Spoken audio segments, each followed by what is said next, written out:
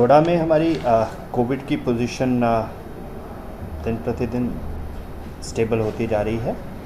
हमारा positivity rate घट गया है। इस समय पिछले अगर हफ्ते के हम आंकड़े लें तो 4.2% हमारा जो पॉजिटिविटी रेट है वो आ गया है। इसके अलावा अगर लास्ट वीक की हम बात करें तो 364 केसेस हमारे पॉजिटिव आए थे और उसके कंपैरिजन में 429 केस हमारे रिकवर हो गए हैं इस दौरान, इस पिछले हफ्ते में। सो ओवरऑल पोजीशन अच्छी है और इम्प्रूवमेंट की तरफ हम बढ़ रहे हैं। वैक्सीनेशन जो हमारे लिए बड़ा इम्पोर्टेंट फोकस रहा है, उसमें मेडिकल डिपार्टमेंट में हमारे एडमिनिस्ट्रेशन ने हर तरह से कोशिश की गई है लोगों में अवेयरनेस की जाए और इनएक्सेसिबल एरियाज़ में, दूर दराज एरियाज़ में टीमें पहुंची जाएं और हमारी पोजीशन काफ़ी इम्प्रूव हुई है। अगर मैं पिछले एक महीने की बात करूं तो जो पोजीशन एक महीना पहले थी कोई 43-44% वैक्सीनेशन थी 45 के ऊपर, आज वो 70 क्रॉस कर गई है, 70%। और ये कुछ 26% जो हमारा इंक्रीज़ हुआ है पिछले एक महीने में, ये पूरी यूटी में सभी डिस्ट्रिक्ट में सबसे हाईएस्ट परसेंटेज गेन हुई है।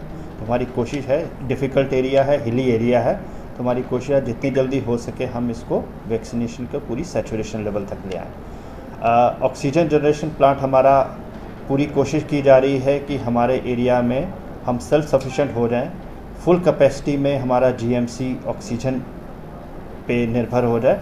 उसके लिए 750 एलपीएम का आपको ऑलरेडी पता है कि प्लांट हमारा ऑलरेडी कमीशन हो चुका है।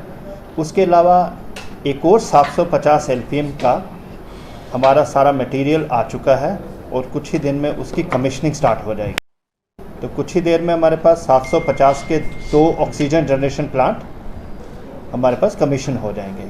इसके अलावा 2 और ऑक्सीजन जनरेशन प्लांट 1000 एलपीएम के, उनका मटेरियल आना शुरू हो गया हमारे पास। कुल मिला के 4 ऑक्सीजन जनरेशन प्लांट अरेंज हो चुके हैं, गवर्नमेंट ने हमारे लिए डोडा के लिए दिए हैं। और ये चारों जो फुल कैपेसिटी पे काम करेंगे तो हमारे डोडा के फुल जो 300 बेडेड कैपेसिटी है वो पूरी की पूरी इसको लोड को टेक कर लेगी, जो हमारा डोडा का ऑक्सीजन जनरेशन प्लांट का लोड होगा। तो ये एक मेजर डेवलपमेंट हुई है पिछले दिनों में, तो उसको फॉलो किया जा रहा है और उसको वार फुटिंग पे काम उस पर हो रहा है। इसके अलावा कोविड केयर सेंटर्स हमारे इस्टेब्लिश हो चुके हैं, उनको स्ट्रेंथन किया जा रहा है। अब वहाँ पे रैपिड एंटीजन टेस्ट, जिसको रैट बोलते हैं, वो भी उन सेंटर्स पे स्टार्ट हो गया है। ट्रेन स्टाफ हो चुका है और आजकल जो फिगर्स आ रही हैं काफ़ी मात्रा में जो हमारे टेस्ट हैं वो उन पंचायत लेवल सेंटर्स पे हो रहे हैं।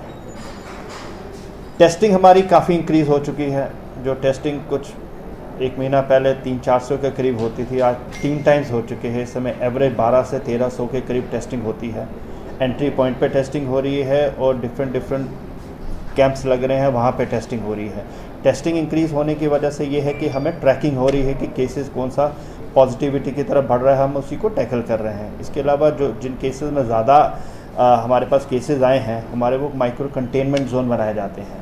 और अब ऐसी पोजीशन में हम आ गए हैं कि कई माइक्रो कंटेनमेंट जोन्स को हम डी नोटिफाई करने जा रहे हैं, क्योंकि उनमें ऐसी पोजीशन अब आ गई है कि कहीं फर्दर ट्रांसमिशन नहीं है और जो हमारी टेस्टिंग है वो भी उस लेवल पे पहुंच चुकी है जिस लेवल की रिक्वायरमेंट थी। ओवरऑल पोजीशन ठीक है। हिदायत दी गई है इन्फोर्सिंग एजेंसीज़ को, क्योंकि लॉकडाउन रिस्ट्रिक्शंस ईज़ हो गई हैं, तो वो एनफोर्स अच्छी तरीके से करें। फाइन्स की पोजीशन इम्प्रूव हुई है हमारी, कुछ एफआईआर्स भी लगी हैं, लेकिन और उनको कहा गया कि सख्ती से आप इसको करें, क्योंकि सारी चीज़ें इकट्ठी होके ही काम हो पाएगा। लोग अवेयर हों, लोग खुद से अपनी रिस्पॉन्सिबिलिटी समझें।